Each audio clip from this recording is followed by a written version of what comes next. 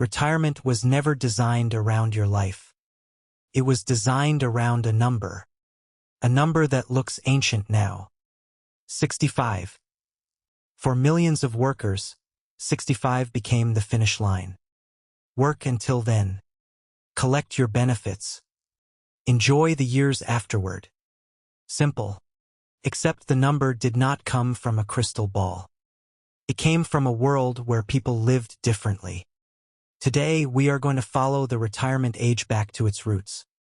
And we are going to use something strange. A toy with a timer. Stay to the end because the uncomfortable question is not why 65 exists. It is what happens when the timer keeps running longer than anyone expected. Imagine a toy factory. Every worker gets the same little wind-up toy. The toy has a timer. When the timer reaches 65, the toy stops working. That is retirement. The factory assumes most toys will not run much longer. So the company designs a system around that assumption. Workers wind the toy every morning. They work. They earn money. They pay into the factory system. Then, at 65, the toy stops. The worker gets to sit down. That sounds reasonable. Until you ask one question. How long does the toy actually keep running? Now imagine the factory was built a long time ago. The workers are different. The medicine is different. The food is different. The machines are different. But the timer stays the same. The factory still says 65. The workers keep getting older. The toys keep running. And the system starts getting uncomfortable. This is where retirement history gets interesting. The idea of retirement did not appear because someone discovered a magical age. Governments created pension systems to support older workers. Different countries chose different rules. Different systems used different ages. There was never one universal retirement birthday. In the United States, the modern Social Security system began in the 1930s. Its original full retirement age was 65. That number became deeply embedded in American thinking. 65 became the mental finish line. But the system was built in a different America. The workforce was different. Households were different. Life expectancy was different. The economy was different. And the population was younger. Now imagine the toy factory again. The factory has 10,000 toys. Every year, workers wind their toys. Every year, some toys stop early. Others keep running. The factory has to collect enough money to keep the system operating. That money comes from workers. The workers support people who have already reached the retirement line. It is not a giant vault filled with everyone's personal retirement money. It is a system built around contributions and benefits. That distinction matters. Because the factory depends on the relationship between workers and retirees. If there are many workers supporting fewer retirees, the machine feels comfortable. If there are fewer workers supporting more retirees, the machine gets heavier. Now the toy factory changes. People live longer. Families have fewer children. The workforce grows more slowly. The toys keep running. The timer still says 65. Suddenly, the factory has a problem. The workers who retired at 65 are not disappearing quickly. They are collecting benefits for more years. The system must support longer retirements. This is where the retirement age becomes a financial question. Not a birthday question. A lifetime question. How many years does someone work? How many years do they receive benefits? And how many workers are paying into the system during those years? Now notice something important. 65 does not mean everyone retires at 65. Some people retire earlier. Some work longer. Some claim Social Security benefits at different ages. The rules are more complicated than the birthday cake suggests. But the cultural idea remains powerful. Work until 65. then retire. That simple sentence hides decades of policy decisions. And it hides one uncomfortable reality. Your retirement system was designed around assumptions. Assumptions about work. Assumptions about families. Assumptions about health. Assumptions about lifespan. Assumptions about how many workers would support each retiree. The toy factory was built using an old blueprint. Now the toys are running longer. And the factory has to keep paying for the extra runtime. This is where the history gets darker. When pension systems were created, reaching old age was not guaranteed. Many people died younger. Many workers did not collect benefits for decades. That does not mean nobody lived into their 70s or 80s. They did.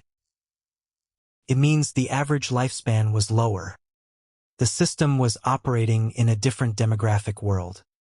The toys timer made more sense when fewer toys ran far beyond it.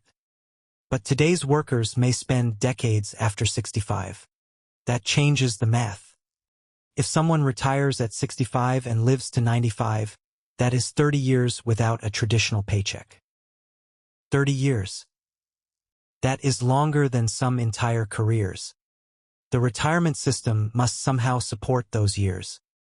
The worker must somehow fund those years. And the government must somehow manage the promises made to millions of people. Now convert that into ordinary working life. Imagine someone starts working at 25. They work until 65. That is 40 years of employment. Then they live another 30 years.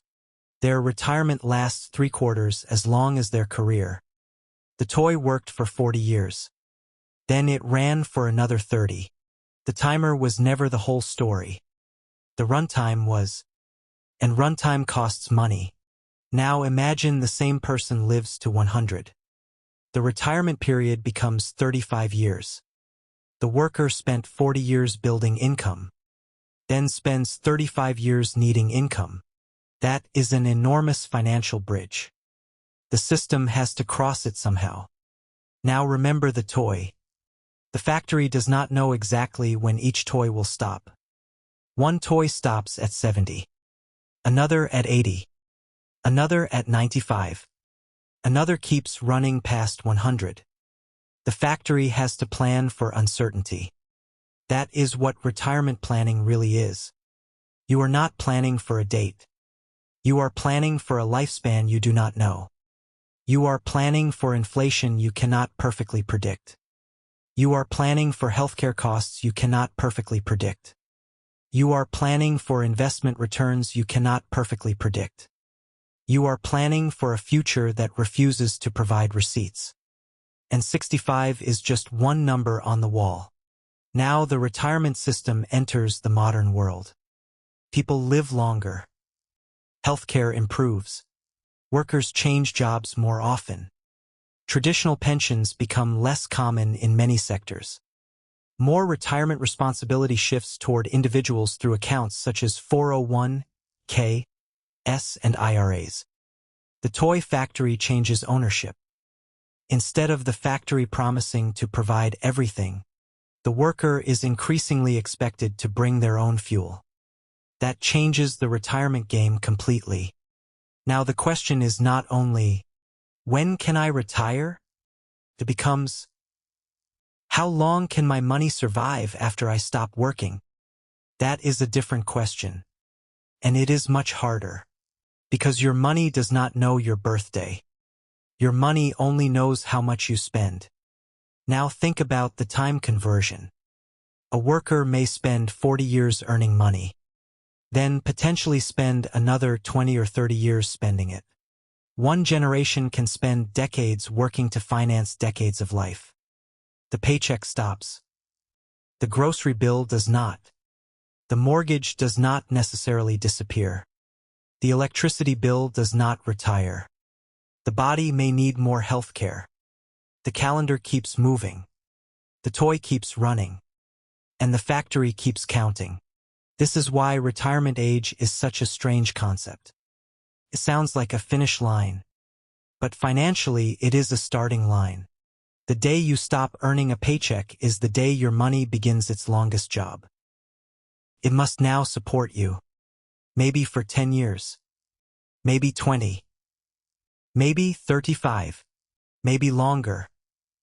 That is the part the birthday cake does not mention. Now we can return to the original question. Was 65 designed for you to reach? Not exactly. It was a policy choice shaped by a particular historical period. It was not a guarantee that everyone would retire at 65. It was not a prediction that every human life would end shortly afterward. And it was never a universal law of nature.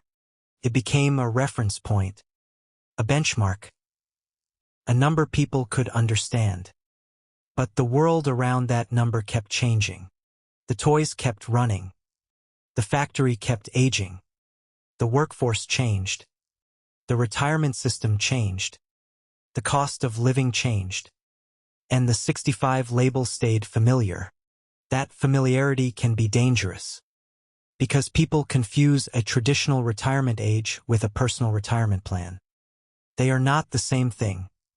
A government benefit age is not your financial finish line. A pension age is not your life expectancy.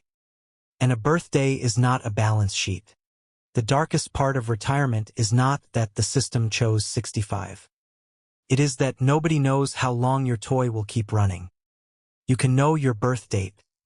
You can estimate your retirement date. But you cannot know the final date. So the real retirement question is not, can I make it to 65? It is, can my money make it as long as I do? Because the retirement system was built around populations. Your life is individual. The factory can calculate averages. Cannot calculate you. And your toy does not care what the blueprint says.